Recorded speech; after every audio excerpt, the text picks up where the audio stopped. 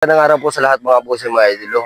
At muli nagpapasalamat ako sa inyong suporta mga bossing. So sa mga nagre-request diyan mga bossing mga idolo, tungkol diyan sa mga pulit natin na gusto nilang makita. So ito na po mga bossing, meron ako ditong 112 heads na mga pulit. 3/4,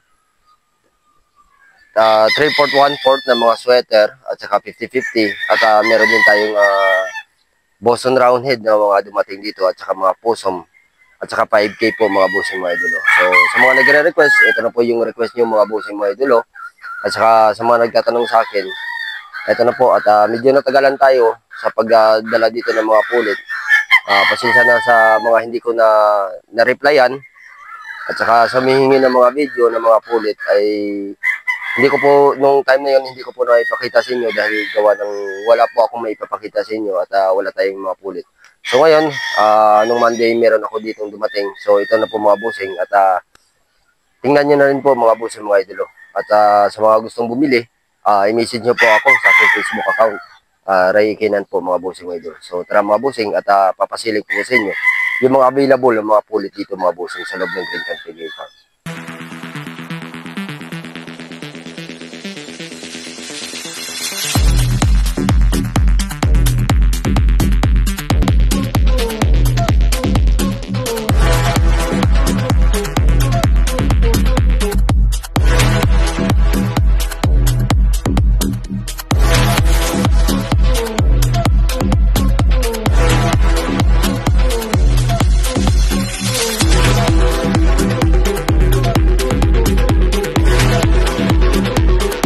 So ito na po mga bossing, pupuntahan natin yung ating mga pulit dito sa pin number 8 kung saan po nakalagay yung ating mga 3/4 sweater, 1/4 Boston na mga pulit mga bossing. So pababain natin sila para makita nyo po.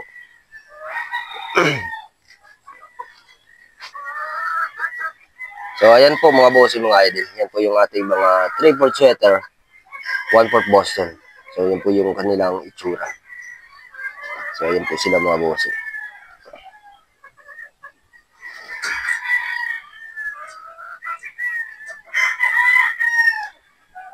Three-fourth sweater po ito mga bossing mga idol. 1/4 Boston.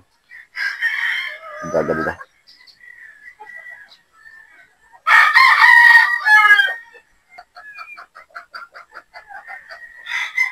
So, sa 3/4 sweater, 1/4 Boston, meron ako ditong 20 heads. So, ito sila.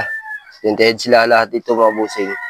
Sa isang pin, ito nilagay.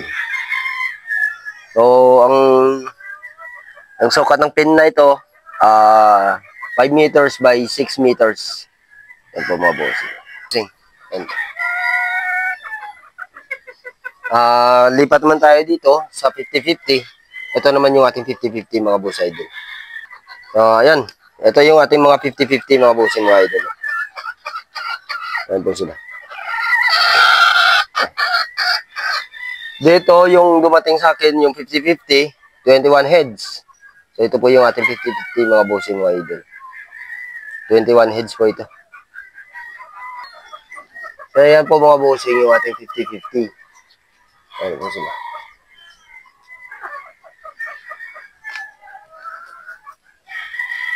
Ayan po yung ating 50-50 mga idol. Dami to.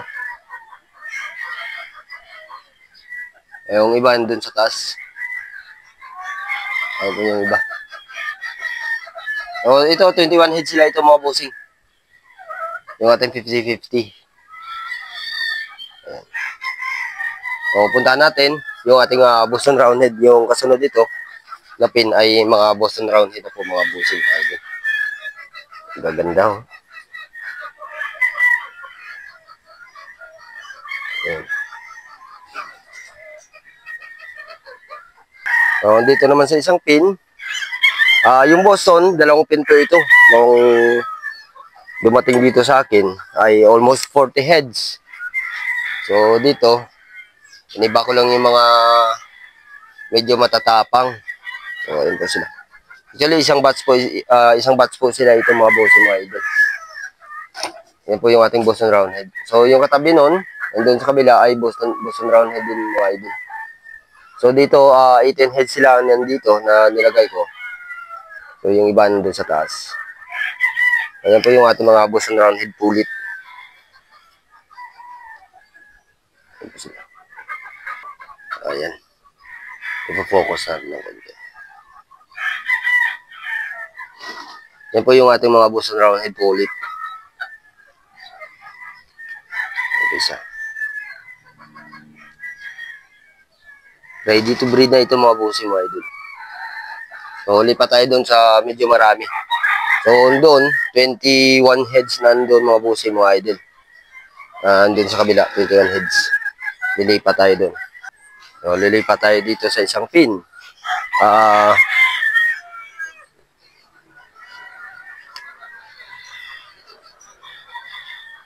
Pin number 5. So, yan po yung ating mga pulit. Mga Boston Roundhead. Ito sa mga bonsai din. Dami. Maganda.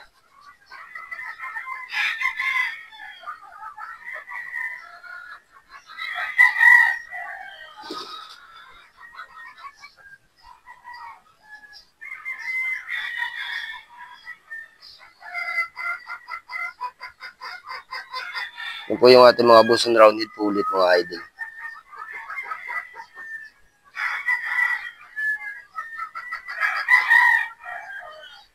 Kaka-refresh lang natin.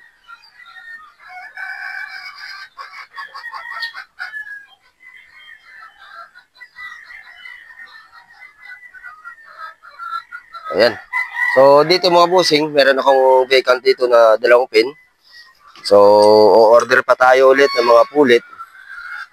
Preparation na din po para po sa parating na fiesta. So, kita-kita po tayo doon mga bossing mga idolo. August 15, 16, and 17 mga bossing. So, kita-kita tayo doon.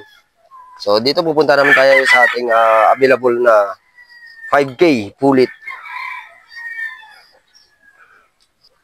So, ito yung 5K pulit natin mga bossing available. So, ito dumating sila dito sa akin. 11 heads lang ito mga bossing mga idol. Ayan, yung ating 5K. So, sa mga naghahanap dyan ng 5K sweater, ito na po mga bossing mga idol. Yung ating 5K sweater.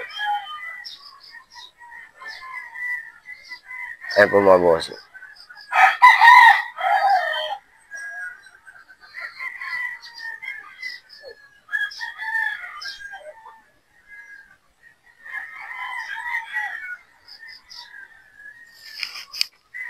Kita natin ng konti.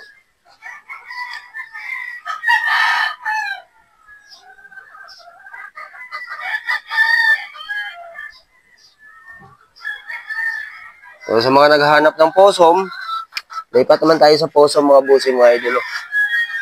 Andun yung possum natin. So, lalapitan natin yun. So, punta natin yung ating possum sa pen number 2. Pen number 2 yung ating mga possum. So, sa possum mga bossing, meron ako dito 15 heads. So, ito sila mga bossing mga idol. Yung ating available na possum pulit. Sa mga naghahanap dyan ng mga possum pulit, andito na. May available na tayo. Ito, malabda to. Ayan o. Ganda. Ito yung iba mga bossing.